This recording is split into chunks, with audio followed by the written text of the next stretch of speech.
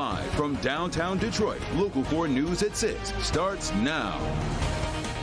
Exact Track 4D radar locked on to a wintry mix tonight. Depending on where you could be getting some rain, could be getting some snow flurries, could be just cold, or you could be getting all of it. Good to have you with us here for Local 4 News at 6. I'm Devin Skillian. Good evening, everybody. I'm Karen Drew, sitting in for Kimberly Gill. We're going to start things off here at 6 with one of our first tastes of winter. But Kim, we are not talking about a major snow event here, but it's always good to be prepared. Well, that's right. And we have temperatures that are below freezing. So even a little bit of light snow will cause some slippery spots on the roadways if you are traveling this evening, especially now that the sun has set. Heaviest snow, lake effect snow coming off Lake Michigan, but we also have our own lake effect snow up into the thumb. And we've seen scattered snow showers all over Metro Detroit over the last several hours, and our temperatures are below freezing. So winter weather advisory in effect for Sanilac, winter storm warning on the west side of the state. We're watching road temperatures very carefully, and most have dropped now below freezing or just slightly above in Wayne County. But 30 degrees is the current road temperature in Novi and 28 out in Howell. So travel will be a little difficult tonight, and it's cold to boot. We've got temperatures in the 30s. Tomorrow will be the coldest day of the week, and then we'll talk about a warm-up coming up. All right, Kim. A year-long investigation has led to human trafficking arrests in Macomb County. Police say the scheme involved massage parlors and spas, and the alleged victims were forced to offer sex acts to their clients. Sean Lay live tonight with a look at what happened to these women who were lured by false promises and then found themselves trapped. Sean? Well, they're victims, Karen, through and through. The sheriff says being held exactly prisoner in the places they came to work from other countries. Now, these places, the spas, massage places, were raided after this year-long investigation. Places like Livonia, Roseville. 2 rooms were being rented here at MGM downtown. MGM Casino had nothing to do with this, but police had to go into those rooms and find evidence. Tonight, the Macomb County Sheriff says these are the faces of people that had been charged with allegedly having a role in the business of real human trafficking. They're accused of running massage and spa businesses across Metro Detroit, where the sheriff says after a year-long investigation found employees at these spas are forced to perform sex acts on customers, many coming here from China with the promise of a better life. Is this a better life, to be forced into prostitution and living in the country there?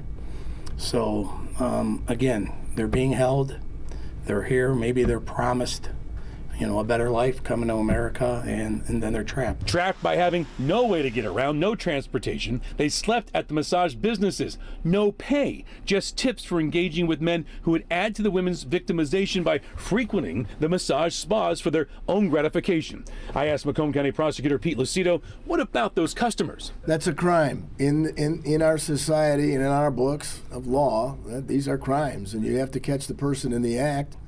And sometimes making a bust doesn't always mean that the crime is being committed in the presence.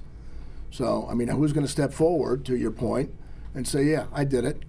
Not too many. And as a result, these investigations may lead to journals or, telephone numbers and everything for further investigation, which is ongoing.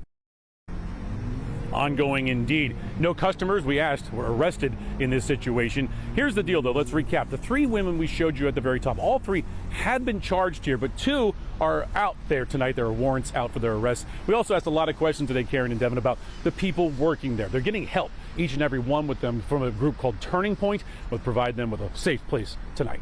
We're live tonight. Sean Lay, Local 4, back to you. All right. Thank you, Sean. Now to a decision that is sure to cause controversy. The Hamtramck City Council decided to rename one of its central avenues for Palestine as part of a protest over the war in Gaza. The renamed stretch of Holbrook runs from St. Aubin on the west to Buffalo on the east. Rod Maloney with more tonight.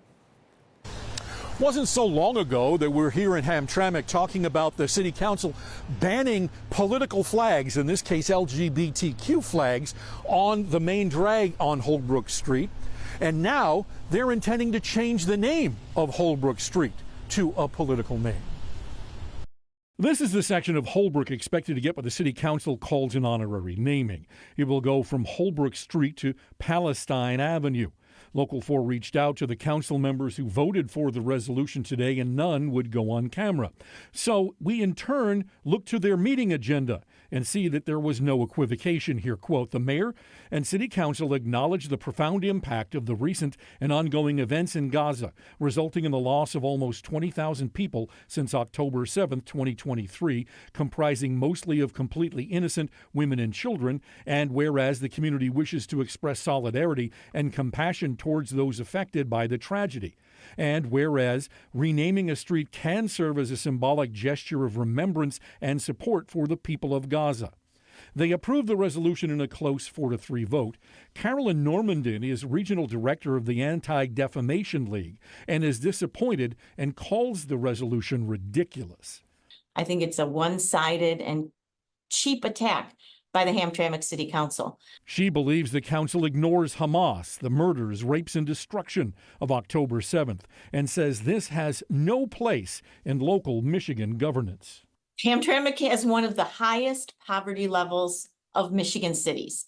I suggest that the mayor and the city council focus their efforts on the entire community and lifting people out of poverty, and not spend their time on politicizing this awful crisis or any political issue. Now, part of the reason the resolution is called honorary is that to make it permanent or more official will require changing addresses along the street. This will not change any of the addresses along Holbrook or the legal designations they have there. In the newsroom, Rod Maloney, Local 4. Well, parents, they've got a chance to get some answers about the recent surprising discovery of a drop in the budget of Wayne Westland schools. Pam Osborne is live at John Glenn High School for us in Westland, where they're less than an hour from the first board meeting since that discovery was made. Pamela. Less than an hour away, but as you can see, we have quite the crowd that's assembled here, people wanting answers. As you said, the district says this is not a matter of missing money. Instead, there were budget issues that resulted in that shortfall. And as a result, 20 positions within the district are being eliminated.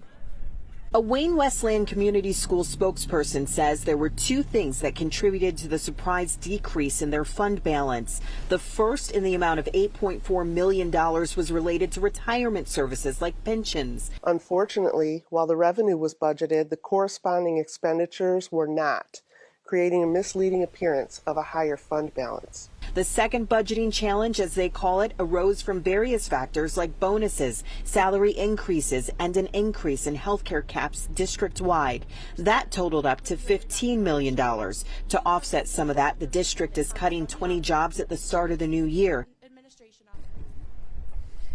And the district says eliminating those positions isn't going to have any sort of impact on the educational experience, the essential educational experience here at Wayne Westland schools. But as you can see, a lot of people are concerned. They have questions they want answered here tonight. We're going to be speaking with them. We're also going to be inside of that board meeting when it gets started at 7 o'clock, and we'll have a full report for you tonight on Local 4 News at 11. For now, reporting live in Westland, I'm Pamela Osborne, Local 4. All right. Thank you, Pam. Well, a lot of kids are putting something on their wish list this year that we thought seemed a little unusual. Need a little zen here? Welcome to my world. Yeah, oh, yeah. my goodness. Tweens, even kids in elementary school, they're asking for lines of pricey skincare products. More expensive than the stuff that I use. Crazy. Yes. Can I tell you how much time I spent in Sephora? There's a little bit of trouble here, yeah. Anyway, Dr. George is here with more on the trend. Also, what parents need to look out for, because my girls are asking for this stuff, and it really seems crazy. Well, too pricey. They don't need all these creams. It's definitely expensive, no doubt about it. You know, so well, yeah, clearly we have hit a nerve here. So this actually all started on social media, as expected, with influencers demonstrating very elaborate skincare routines. Well, now even kids who are not online are picking up on this trend, and experts say it's not necessarily a bad thing, but you do need to pick products carefully. Creams, cleansers, and serums, sought-after gifts this holiday season by kids as young as 8. We are seeing mothers, grandmothers coming in with wish lists, with a whole list of, products that they're shopping for their kids. They are looking for those clean ingredients, anything that's trending on social media. That's prompting lots of questions for dermatologists. We get a lot of our patients coming in saying, my 9-year-old is interested in a specific serum or an anti-aging cream, and is this safe? Not necessarily, says Dr. Lauren Taglia. I think we have to be very mindful about these products, particularly the things that are really geared toward anti-aging. They're often going to have things in there like retinol, maybe hyaluronic acid, and those things, again, haven't really been well established in this younger population. Another trend involves layering multiple products. Instead, Dr. Taglia recommends to start a new product and wait at least 3 days before incorporating any other new products, just to monitor for any kind of irritation. One positive outcome of this youth skincare obsession could be establishing a routine early. Gentle cleansing, moisturizing to repair the barrier, and of course protecting, broad spectrum SPF. If we can get that on every day, these kids are going to be in great shape down the road. Now get this, some kids are also asking for a mini fridge to store all of their skin products in. Now, to be fair, most skin products don't need any refrigeration, but some people do like the cooling effect of keeping their products chilled. We have 2 fridges. I'll let it go. What is going on at your place? I have no idea. Help me. More on this to come. All right, Doc. Okay. All right. Appreciate it. Let's take a moment to recognize the passing of an iconic figure on the Detroit music scene, Amp Fiddler. Fiddler was a multi-instrumentalist, songwriter, producer who worked with some of the top musical artists in the world, including Prince, Jay Dilla. Was a talented keyboardist, spent more than a decade on tour with Parliament Funkadelic. According to his Instagram page, Fiddler passed away at the age of 65. He had been going through an extensive battle with cancer. In fact, last year he spent months in the hospital after undergoing surgery. On top of his music career, he also launched a music production school here in Detroit. Legendary Contributed so Amp much, Fiddler. changed lives. Oh, absolutely right, yeah.